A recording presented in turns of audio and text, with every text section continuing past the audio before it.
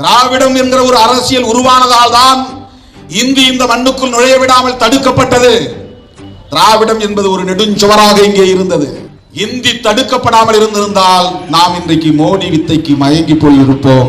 இந்த நாடு பாஜக ஆளுகிற மாநிலமாக மாறி போயிருக்கும். சமஸ்கிருதமயமாகி இருக்கும். தடுக்கப்பட்டது. வடவர் ஆதிக்கம் தடுக்கப்பட்டது. ஆரியர் மேலாதிக்கம் தடுக்கப்பட்டது. பெரியார் காலத்துல நாம எல்லாம் பறக்கல. பிராமணால் கஃபேன்னு எழுதியிருக்கும். இப்ப எங்கேயாவது அப்படி பார்க்க முடியுமா? இப்ப இருக்கு சில இடங்களில் கோனார் மெஸ் இருக்குது, நாயுடு கால் இருக்கு. ஆனா அங்கெல்லாம் தீண்டப்படாதவர்கள் உள்ளே அனுமதி இல்லைன்னு எழுத கிடையாது. தொழுநோயாளிகளுக்கு அனுமதி இல்லைன்னு எழுத கிடையாது.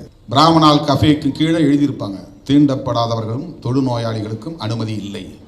பேருந்துகளில் அப்போது இருந்திருக்கிறது. WPA சவுந்தரபாண்டியனார் அதற்காக போராடிய வரலாற்று குறிப்பை நாம் பார்க்க முடிகிறது. அதுல தீண்டப்படாதவர்கள் ஏறக்கூடாது, தொழுநோயாளிகள் ஏறக்கூடாதுன்னு எழுதியிருக்கிறாங்க. அப்போ போய் இவங்க அழிச்சாங்க. அதை அழிக்க வைத்தது திராவிட இயக்கம். பிராமணால் கஃபே என்கிற பெயரை அழிக்க வைத்தது திராவிட இயக்கம்.